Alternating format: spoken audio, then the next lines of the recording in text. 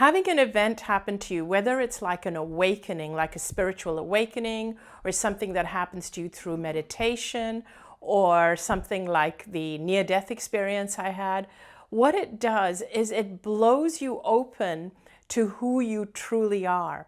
Because what I believe is that we are actually six sensory beings trying to be five sensory beings.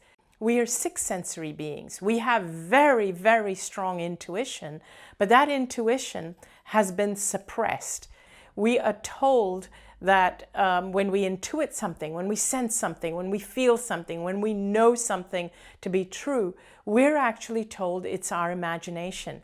And when you try and give it language, when you try and talk about it, you're the one that is labeled as being the woo-woo or the crazy one.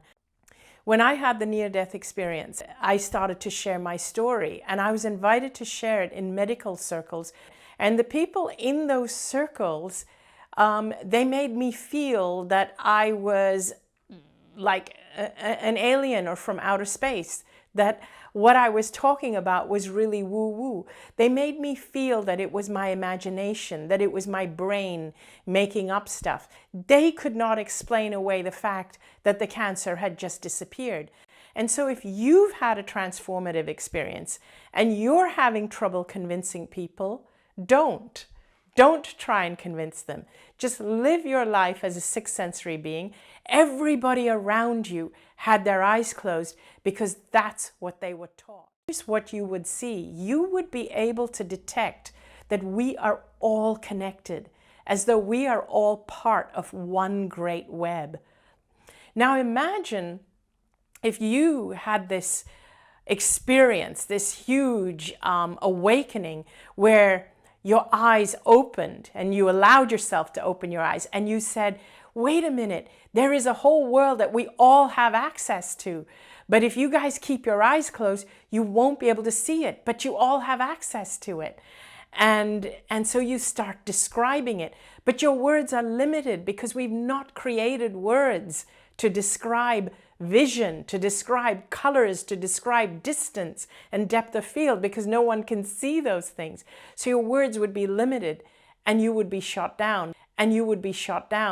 But those of you that are empaths, those of you that have had experiences, you know this.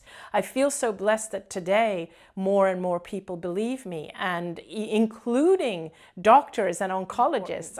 It's so important because your life force energy determines the state of your health. There is a life force energy which we can actually access, see, and feel if we allow it to. Maybe at some point, as I said, we'll develop devices to measure it. But you can tune in right now without those devices and measure it for yourself. The stronger you are, the more life force energy you have coursing through you, the better you are at handling every situation. Your life would look very different if you could see your life force energy. Much like a library has a lot of books, but many of the books contradict each other. They don't all agree with each other, but the library contains all those books. It is a matter of being aware of it and becoming more sensitive to it, and you will start to see it. One way to do it is to do what brings you joy. Another way is to spend time with people you love. Another way is to do things that you love, because fear depletes your energy. I do these things because it uplifts me. Use your imagination, because your imagination is the key to the universe. It's the key to your higher self. It's the key to your connection.